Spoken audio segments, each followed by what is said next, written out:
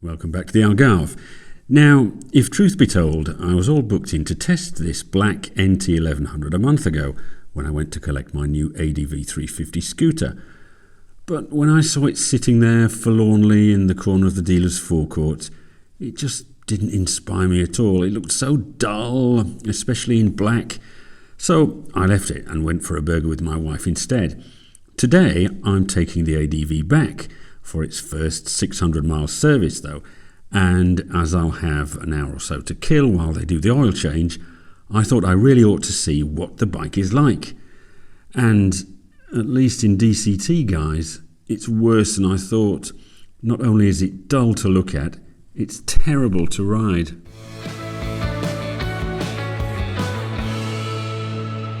Okay, so before those of you who've got one on order have heart failure, let me qualify that statement a little.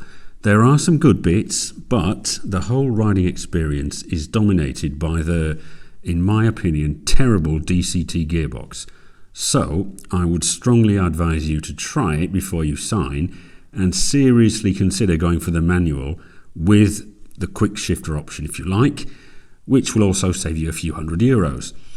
So, first elephant in the room, the way it looks. Some have said it looks like a scooter at the front, which is great for me personally as an owner of the ADV 350. I'll take that. And indeed, I have been waved at a few times by other bike riders while on my scooter. They must think I'm on the NT1100. Great. Not quite so good, I guess, if your NT1100 is mistaken for a scooter, but hey-ho. Like the 2019 Suzuki Katana, the NT is the sort of bike design that's crying out for a facelift before it's even been launched. The colours don't really help either, do they? I mean, white, grey or black, they're hardly going to lift what is a pretty uninspiring design. Oh wait, sorry, silly me, this is a black and white photo. Just a sec, there we are, full colour, much better. It's a pleasant enough place to sit though. Seat height is good, it's easy to get both feet down flat and the bars are nicely placed. It sounds surprisingly good too. Not quite as beefy as my Triumph Speed Twin, but not far off. I'm impressed.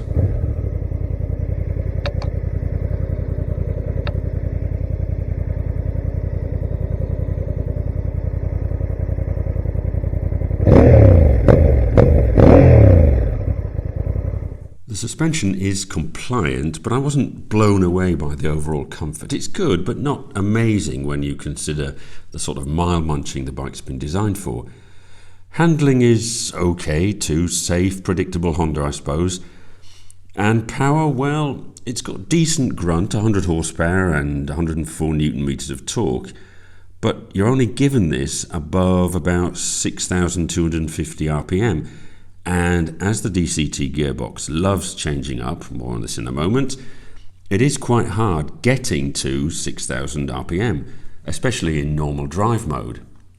The NT is quite a heifer too, 250 kilos wet, and while you don't necessarily feel this in the bends thanks to a fairly low centre of gravity, it does take the edge off acceleration. Despite similar power and torque figures, it feels considerably more lethargic than my Speed Twin, for example. Maybe NT stands for no torque? So far then, it's an okay bike. Not amazing, but okay, it's good enough. But we need to address the second elephant in the room, this DCT gearbox. Now, I've owned and ridden a few twist and go scooters, and while they're not the sexiest machines on the road, there's no denying their practicality and ease of use. I don't really consider myself a die-hard fan of the manual gearbox, and I'm really not averse to machines doing the work for me. I've owned a few automatic cars, and as long as the auto box is a good one, then that's great. My 2004 Jaguar XKR had a beautifully smooth auto box with proper torque converter, and it was sublime. My 2009 Golf GTI had a DSG double clutch box like this, however, and wasn't so good, suffering from a severe case of jerkiness in and around town. There are no two ways about it. I don't want to sugarcoat it, so I'll just come out and say it. The DCT gearbox on the NT1100 is probably the worst automatic transmission I have ever tried on any vehicle, bike or car, and should, in my humble opinion, be avoided. In normal drive mode, D, it changes up way too early and then sits there refusing to drop a gear. I was riding around at about 20 miles an hour, for example, and it stubbornly insisted that I be in 4th gear. Okay, let's test a kickdown, I thought. Maximum throttle and nothing. Save a noise akin to a farmyard tractor clattering across a field. No kickdown, just stubborn resistance as the poor engine tried to pick up in 4th. Now in sport mode, I have to admit things do improve slightly, and the gears were pretty much as I would have selected them using my own brain, hand and foot. Problem is, being a blind robot, the DCT gearbox decides to change up at the most inopportune moment. Going round a roundabout, for example, in 2nd, it will suddenly decide, for no apparent reason, that you'd be better off in 1st or 3rd. Clang, and I do mean clang because you can definitely hear and feel when it's changing gear. And there you are, in 1st or in 3rd, which you didn't select.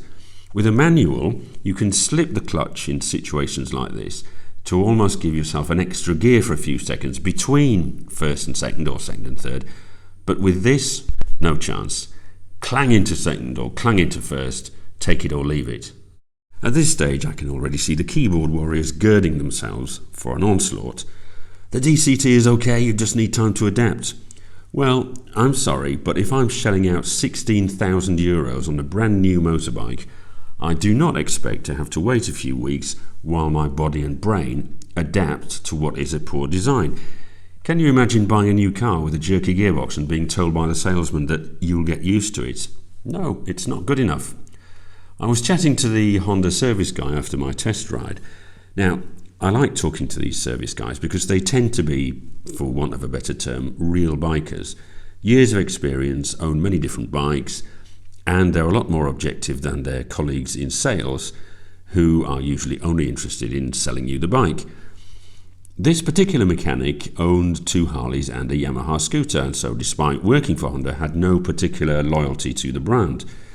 He immediately said that the DCT gearbox was jerky and that it changed up too early, that the NT should have come with a shaft drive or at least a belt, and that not giving it an electrically adjustable screen like on the Forza, a scooter costing less than half, was a massive oversight. Now, I'll be the first to admit that I'm a bit of a Honda fanboy, having bought 5 new Hondas in the past 4 years. I heaped praise on the 2022 CB500X in my video a few weeks ago, explaining why I thought Honda had nailed it with the latest iteration. And I love my ADV 350. But sorry, here with the NT1100, Honda has completely messed up. I slated the Interceptor a few months ago because it was a massively underwhelming bike, but at least it's relatively cheap. The NT1100 costs twice as much as the Royal Enfield, but hand on heart, if I won a competition, for example, and could choose between the Interceptor or the NT1100 as my prize, I would take the former. Now, I do get that some riders, for whatever reason, have to ride a clutchless motorcycle, and I agree that having fewer levers to worry about can be an advantage. Okay, but honestly, I'd be looking at the similarly priced Yamaha T-Max or even Honda's own Forza range. They're cheaper and more practical. You can't fit a helmet in the NT's panniers, and more comfortable. And if you're thinking of buying an NT to take you touring, then I would suggest that there are better bikes out there. You've got the Tracer 9, the Multistrada V2S, Triumph Tiger range, Suzuki GSX, and the vastly superior, although admittedly vastly more expensive, BMW R1250 RT. So with all that said, let's take a look at the rocket score. Styling, well, it's not ugly, but oh so dull. A bit like an MPV, and motorcycles should be exciting, especially at this price. At least give us some colours, Honda. 3 out of 10. Quality, usual Honda seriousness, but no particularly outstanding components, and the instruments remind me of a handheld computer from 20 years ago. And you pay €1,000 extra for a DCT gearbox that ruins the riding experience, so 5 out of 10. The engine, I've seen the press describe it as a peach of an engine. Yeah, it's good, but I wouldn't call it a peach by any stretch of the imagination. 100 horsepower from 1100cc isn't anything to write home about, and the acceleration, like we just saw here, is very linear. It has 250 kilos to lug around, so same score as the Africa Twin, 6 out of 10.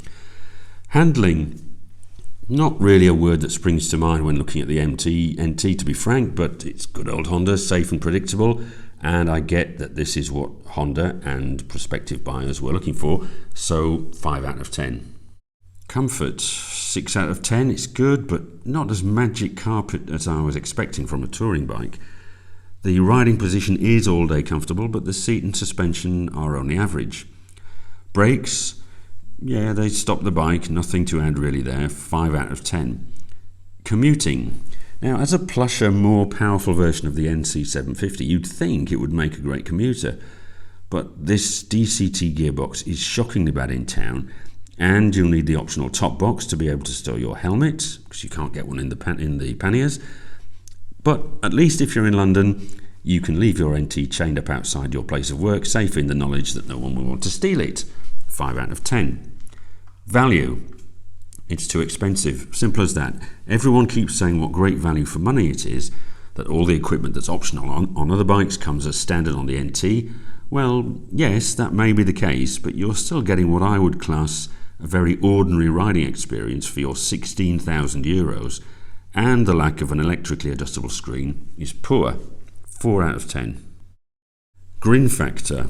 Well, I don't think there is one as simple as that. Uninspiring design, monochromatic colours, average engine performance, and a gear shift that's so clunky around town it makes you want to cry.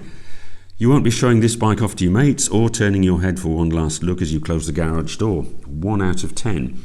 Now, in the interest of fairness, I did do a second hypothetical table with the manual version of the bike, and remember, the table only ever shows the top 25 bikes I've ridden. I haven't actually tried the manual, of course, but I've ridden enough manual transmission Hondas to be able to guess more or less what an NT1100 with the standard box would be like. And as you can see, it does manage to claw a few points back to end up, logically I suppose, on a par with the Africa Twin. It gets an extra point or two for quality because you're not paying extra for the terrible DCT, comfort because you're avoiding the clunking, and commuting because you can slip the clutch, for example. It's not a bad bike per se, but I think there are better bikes on the market, and so I can't recommend it. Either spend a bit less and get a maxi scooter, or a bit more and get a Ducati or a Triumph. I certainly wouldn't choose this fundamentally compromised DCT model, but then maybe I'm not the target audience. Anyway, as always, thanks for watching.